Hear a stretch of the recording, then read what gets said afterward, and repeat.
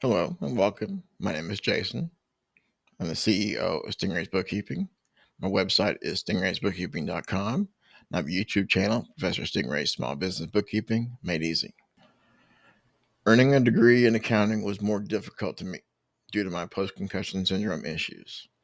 I was encouraged to take a long sabbatical, and I wrote my own autobiography, The Journey of Two Angels. It was written in a format of one extremely long creative writing session that lasted 7 months. I created a website, journeyoftwoangels.com. The full journal, as of 2025, is unpublished. I'm using the autobiography as source material. I'm creating several topic-specific sub-books under the series title of Two Angels. Both Two Angels, My Life with CTE. I cover TBI, Post-Concussion Syndrome, and CTE. This is a first-person account of my healing from a concussion in 2008 that was a brain scrambling. I have severe post-concussion syndrome, and I go into great detail. Chapter 1 is the CTE medical terminology. Chapter 2 is I was learning how my brain works. I'm dyslexic, so I was taught how my brain learns and stuff like that. Chapter 3 is my 2 major concussions, about the accidents and what happened. Chapter 4 is my life coping with CTE the first few years after the concussion and the healing. Chapter 5 was my healing injuries through brain therapy. I've been doing a lot of work the last 5 years, and I think that's helped my brain heal. Chapter 6 is my abilities lost due to the concussion TBI. I go through exactly what has changed, because since I know my brain so well, I know what I lost. Chapter 7 is the phoenix rising from the ashes. I lost my life, I lost my career from the last concussion, and I'm trying to rebuild something out of it. I could not think of a better metaphor than a phoenix rising from the ashes. Two Angels, the Unheard Voices of CTE. These are 8 athletes that gave their lives for CTE research. Their deaths were seen as suicides for depression or money woes, and their real reason, their voice is unheard. The real reason was for CTE research. These 8 athletes were our heroes. We cheered them on Sundays or on Saturday nights for the wrestling. They were our heroes on the field. They were our pillars of the community off the field. I think they were heroes leading the research in CTE. And I wanted to give their voices a lasting voice so they can be heard through many years.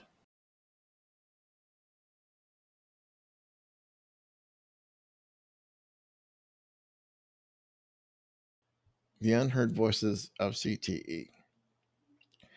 I'm talking about Daffney Unger and Ashley Massaro are the genesis, the origin story of my coming up with the unheard voices and feeling their voices were not being properly heard. Viewer discretion is advised. I always talk about their suicides only. So this is very traumatic to hear, listen to, it, and read about. Daffney Unger, age 46, WCW wrestler. She died in 2021. Now, 2 stories from the New York Post, and I'll quote them in a minute. Dated September 2nd, 21, Daffney Unger, former wrestler, dead. On the 5th, new details emerged in death of former wrestler. Now, both articles were written by Mark Fisher. Now, after reading those articles, this is my opinion. Hearing what she had said broke my heart and has really bothered me ever since. Still does. Knowing exactly what she was feeling, knowing we were closer than most of her fans. Because I have post-concussion syndrome, I understand what she feels like. Now, picture for a comparison the military. Every single member of the military feels connected to every other military personnel underneath the sibling rivalries of Army and Navy pilots, Air Force pilot type stuff. I feel a connection to everyone with post-concussion syndrome. Now, this is what got the start of the Unheard Voices problem. I saw a social media clip called skullsmedia.com posted her videos, Daphne's video of prep for suicide, with comments that completely shows how these voices have been heard, but still remain unheard. Now, the user is quoted, this got me upset. Life is more important than social media. Taking a break from social media, citing social media causes things like this. Social media did not cause Daphne to commit suicide and donate her brain to science. That is just wrong to even state that. Taking a break, social media causes things like this. How absurd. This made no sense to me. Taking a break from social media is the public's response. That is wrong. This is not a typical suicide. She did not kill herself out of depression. She wanted her brain donated to be used for research purposes. Again, a warning, the following will be graphic and just as difficult for me to write and talk about now as it is for you to read and hear. Talk about traumatic. Social media followers and fans, this is part of the story now. Social media followers and fans became concerned for her well-being after she appeared suicidal with what appeared to be a gun on a Twitter account, I think it was. Emergency services were dispatched and found her dead from a gunshot wound to the chest. I talked about in the other videos about the other athletes. Gunshot to the head, bad. Gunshot to the chest, they can preserve the brain. Shooting herself in the chest allowed her brain to be preserved for research. Typical gunshot suicides are to the head. Now, Unger was heard crying and repeating, "How do you know? You do not understand that I am all alone." She was sitting on the bed, unwrapped something, appeared to be a gun. Daphne then crawled into her bed, covered up to her neck, pointing the gun at herself, and she was heard repeating, "Just stop, please stop." A moment later, she spoke 3 words. Okay, I am sorry.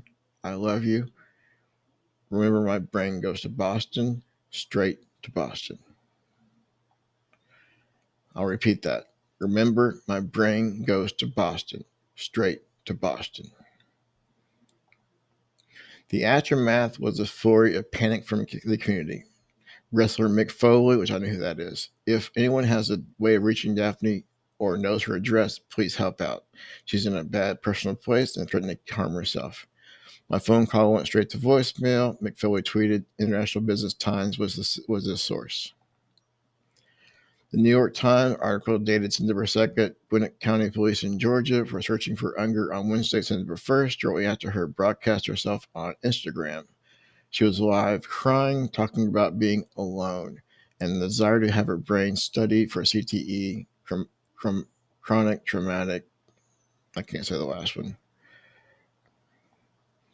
CTE is a degenerative neurological disease and can only be diagnosed after death.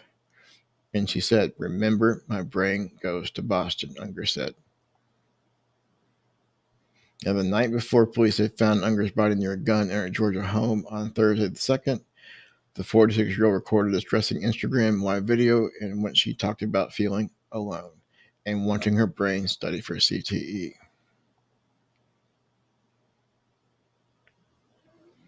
Her voices, she wanted her brain donated CTE to get diagnosed.